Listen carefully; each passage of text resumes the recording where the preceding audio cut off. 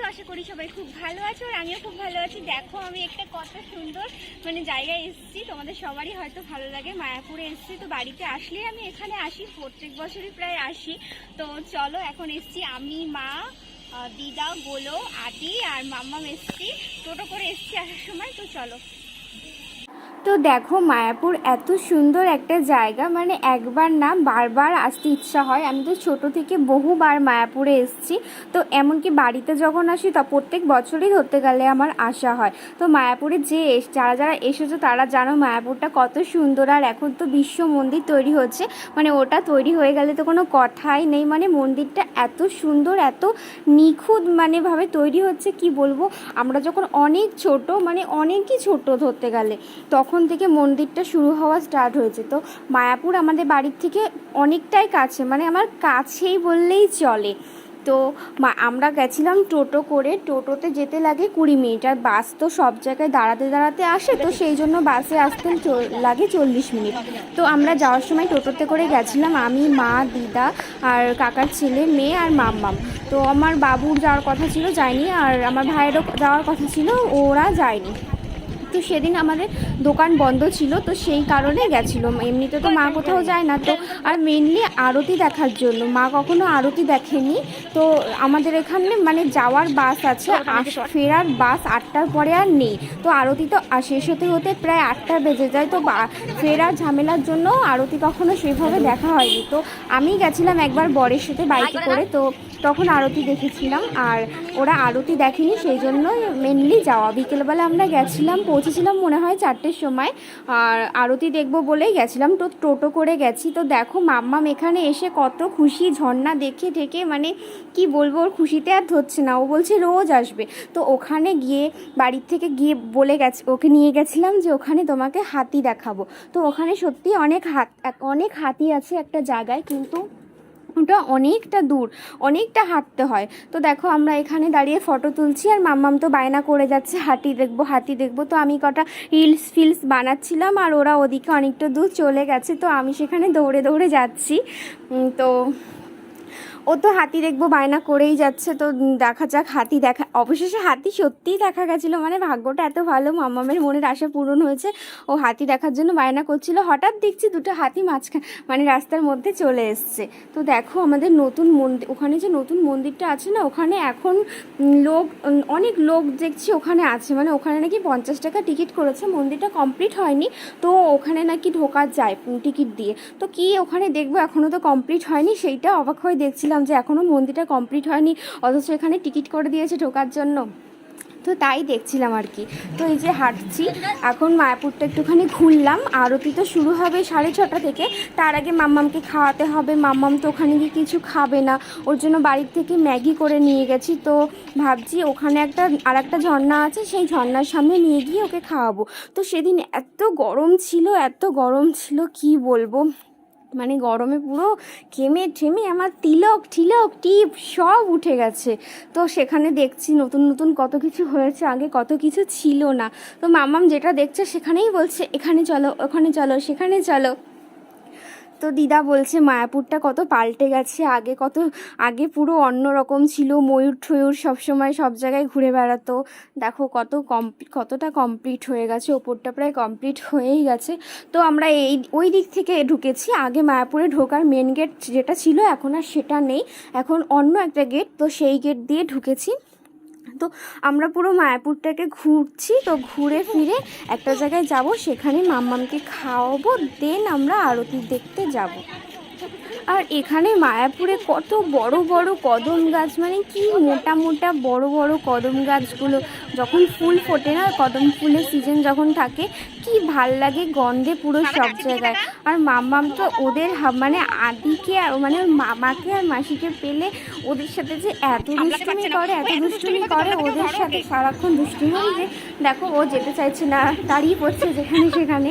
তো যাই হোক, ওখানে দেখা যাচ্ছে কতগুলো লোক কীর্তন করছে, তো আমরা সেখানে যাব।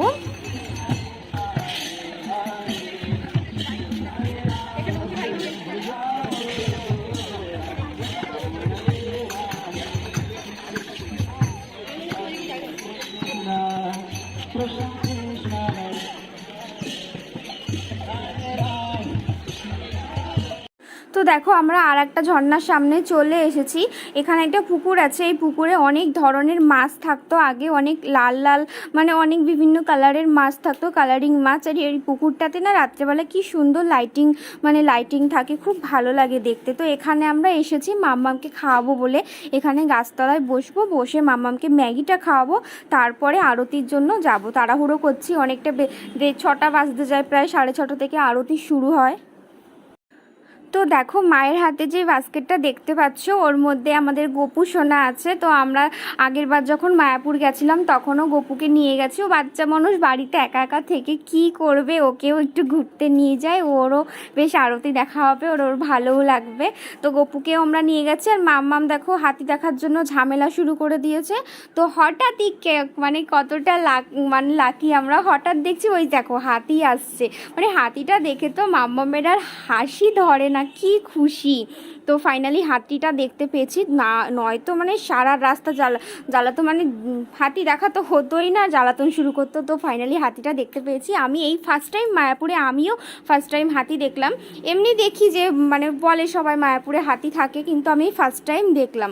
তো দেখো মাম্মাম হাতি দেখে সেই তো কি খুশি, সেই হাতির পেছন পেছন যাবে।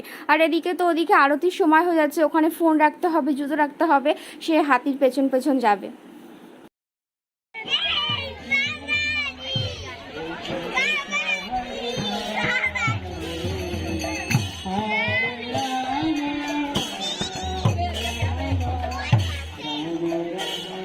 মাম্মা দেখেছো?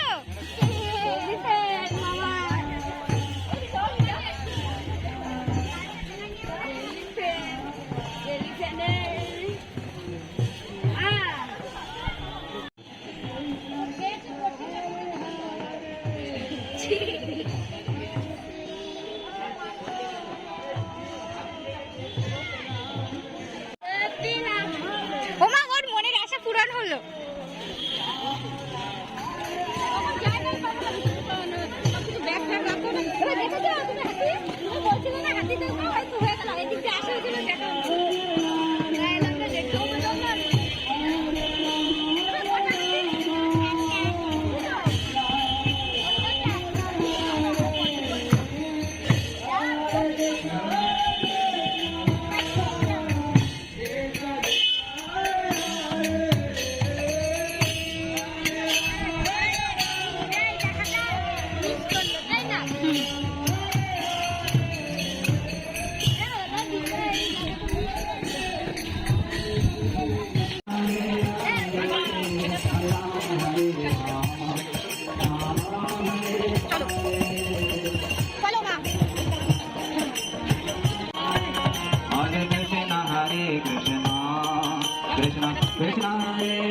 দৌড়াও।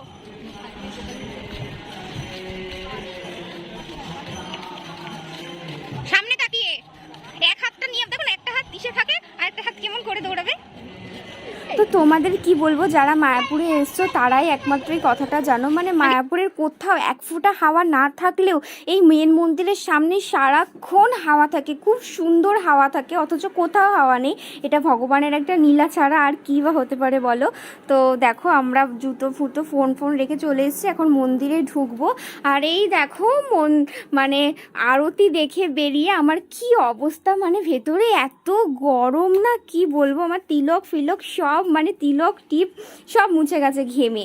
আর দেখো আমরা এখন মন্দির থেকে বেরিয়ে গেছি, আর রাত্রেবেলাটা কি সুন্দর লাগছে, এই ঘরগুলো মানে মনে হচ্ছে যেন প্রদীপ জ্বলছে এক একটা। তো এখন আমরা তো যেই টোটো করে এসছিলাম সেই টোটো কাকাটা আমাদের দিয়ে চলে গেছে, আবার ফোন করেছিল, মানে বলেছিল আরতি শেষ হলে ফোন করিস। তো এখন আমরা যাচ্ছি, টোটোওয়ালাটাকে ফোন করব, বাইরে যাচ্ছি, কিছু খাইনি, বাইরে গিয়ে খাবো।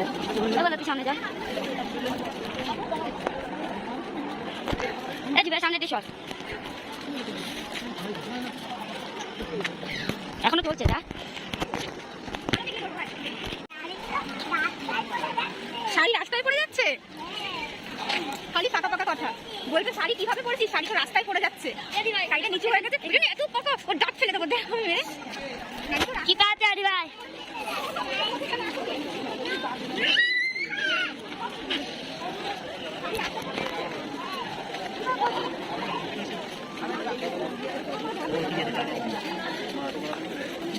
ও আমার জুতো বলেছে আমি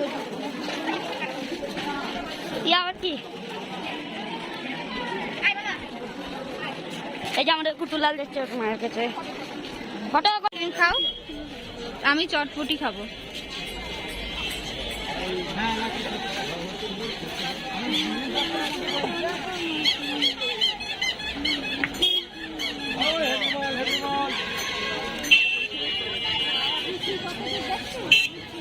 তো দেখো আমরা ওখানে খেয়েছিলাম চটপটি আইসক্রিম আর মা দিদা চা খেয়েছিল আর ফুচকা খেয়েছিল আর আইসক্রিম খেয়েছিল।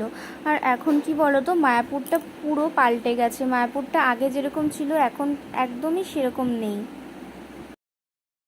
Hello good evening. তো আমি পরশু দিন সেই মায়াপুরে গেছিলাম, তো এখনও পর্যন্ত ভিডিও এডিট করা হয়নি, এই জন্যই আমার ভিডিওগুলো আপলোড করা হয় না। ফোনে অনেক ভিডিও করা আছে, কিন্তু মানে এডিট করতে আর ভালো লাগে না, ভাবি এখন না তখন না পরে করব, এই করে অনেক দেরি হয়ে যায়, তো আর ভিডিও এডিট করা হয় না, সেই জন্য অনেক ভিডিও এরকমভাবে আপলোড করা হয় না। তো আজ ভাবলাম না, অনেক দিন হয়ে গেছে, তো আজ ভিডিওটা এডিট করতে হবে। তো এখন মানে মাম্মা ঘুমাচ্ছে, আজকে দুপুরে ঘুমায়নি, বিকালে ঘুমিয়েছে, তো এখন ভাবলাম ঠিক আছে তাহলে এখন ভিডিওটা এডিট করি, দেন আপলোড করব। তো ভিডিওটা দেখো এখন আমি এডিট করব, দেন আপলোড করব। তো চলো আজকের মতো টাটা বাই বাই, দেখা হবে আবার অন্য কোনো ব্লগে।